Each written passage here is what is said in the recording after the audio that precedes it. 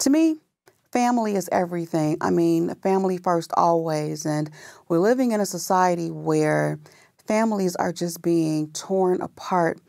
The family structure is just being destroyed.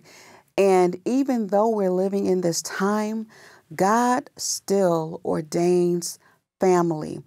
Ever since the book of Genesis, when he talked to Cain and he asked him about his brother, he held him accountable. When Cain asked him, am I my brother's keeper? The answer to that question is yes.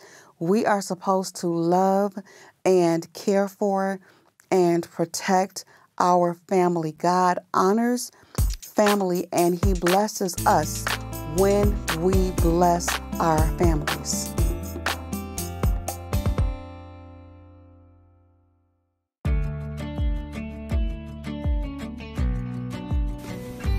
The Sanctuary Academy presents the 90 Days of Summer Virtual Vacation Bible School, accessible via computer, tablet, or phone. It's like placing summer camp in the palm of your hands. Daily activities include interactive videos, games, and exercises. To enroll, visit www.thesanctuary.academy. As always, I'm so glad to be here to present the Sanctuary Sunday School with you. And I do want to apologize for not responding promptly to the comments. Do not stop commenting. Those comments make my day, and I will respond to everybody. We have launched the Sanctuary Virtual Vacation Bible School, and this is so exciting to me. I love the impact that it's having on the youth. So go ahead, enroll your children, enroll every child that you know, because we want to keep them engaged and encouraged throughout the summer.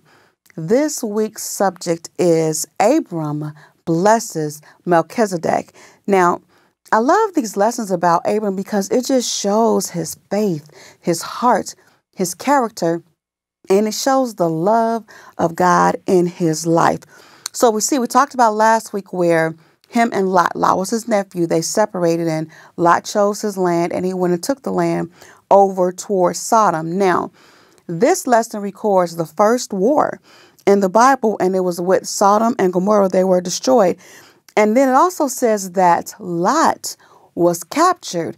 Now, again, we talked about Lot chose his land and he looked at it because it looked at a good land. And we talked about how you should consider your surroundings. So Lot was captured, and not only was he captured, everything that he owned was confiscated and he lost everything. And so it says that somebody escaped from being captured and they went back and they told Abraham. Now, Abraham was living in Hebron in a property that was owned by the Amorites. And it says that they were allies. Now, this right here is powerful to me because it shows Abraham's that he was trustworthy, that he was somebody, and that he was able to get along with people. And even though we're saved and we have Jesus, we say, I got Jesus and that's enough. That's true. But we ought to be able to get along with somebody. We should have some allies, some friends, some partnerships. So we see that he was allies with them and they lived peaceably there.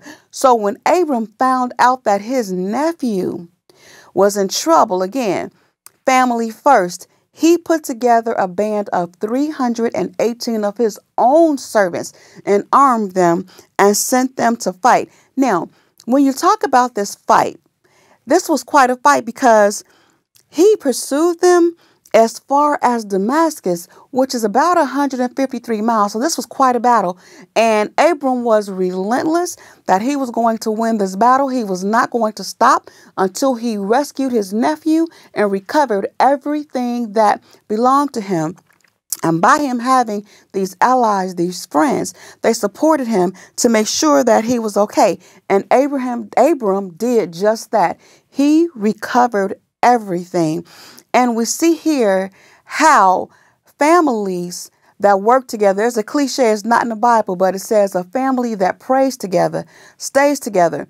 And how when a family works together and loves each other, they can win, which is why the enemy is trying to break down and attack the family unit. And my dad always says that, you need a base. He always tells me that you have to operate from a base. It's like a baseball game. without the basis, without a home base, you're just running around, running your tongue out, and you're not getting anywhere. You're not scoring. You don't score until you get home. And that's something where we got everybody out there pulling against each other. I'm going my own way. I'm doing my own thing. I'm being myself. And we're breaking down that family unit. But see, when Abram got behind Lot with his 318 people and his friends, his allies, they went and they pursued them through that desert, and they got Lot back and they got everything back. See, some of us are living in situations where the enemy has come in and plundered our lives, and he's just taking stuff that he didn't have a right to, stuff that rightfully belongs to us, stuff that God gave us. The devil does not have the authority to take what God gave you, and we're just sitting back and we're not banding together, and we're not going after him and recovering what belongs to us. See, it's time for us to pursue the enemy. What? It says, the word says, resist the devil and he will flee from you. Resist the devil and he will flee from you. You're not going to be running from the devil. He's not going to have you run down and tired and run you ragged and whip you all night long. That's not what the word says. And we see that Abram successfully retrieved his nephew and everything that belonged to him. And now we talked about the king of Sodom. The king of Sodom was grateful to Abraham for what he did, because by Abraham defeating these men, it saved all of them. So now, but the king of Sodom was not a godly man, and he thanked Abram, but Abraham said, hey, that's all good. But he perceived that he was not a righteous man, and Abram would not take anything that he had to offer. Now, we see Melchizedek. Melchizedek was the king of Salem, and he was a high priest, and he was a godly man, and Abram recognized the move of God in him. And it says that Melchizedek, he honored God, and he blessed God, and then he blessed Abram. And then a funny thing happened, a powerful thing. Abram turned around and blessed Melchizedek by tithing to him. That was a sign of realizing you were high priest, and he gave them the respect and honor that was due to him. And that is so important, because we know as great as Abram was, he is the one who had the resources and the allies to save these two kings and his nephew Lot. So he was in the position, he had the upper hand, but he still honored the authority of Melchizedek as a man of God. That is a lesson that we all can learn, because sometimes as we accumulate things and we accrue wealth and success, we get too big for our britches, as my mom would say, and we start thinking, well, I'm greater than this person, or I'm greater than that person. But that was not Abram's spirit. And that's why I love these lessons, because it's really demonstrating who he was and the kind of heart he had. And you can see why God chose to use him. And by studying the character of Abram, it's an example for us. I want to be like Abram. I want to have that kind of character where God just comes and finds me and says, you know what? I'm going to bless you. You know, I'm going to bless your house. I'm going to bless your seed. Everybody who falls under your name, anybody who comes encounter with you, I want a blessing for everybody that I come in contact with. That is some real power right there.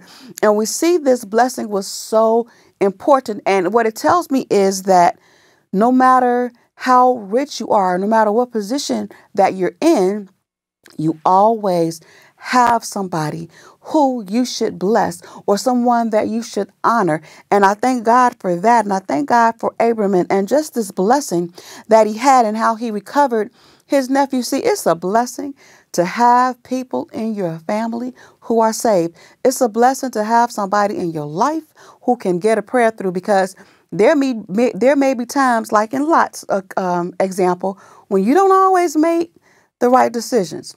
You don't always do the right things. And I know I've been in that position many a day, and things worked out for me because my mom was praying for me. My dad was praying for me. My sister was praying for me. My grandmother was praying for me. There's been prayers going up, down through the generations for me. And that is what has brought me to this day and this time. And now I'm in a position where I need to be able to bless somebody. When we look at how Abraham blessed Melchizedek, I want you to make it a goal, make it a priority this week to bless somebody. You have something, you know something, you have access to something that can be a blessing to somebody. So just make it your business to bless somebody this week.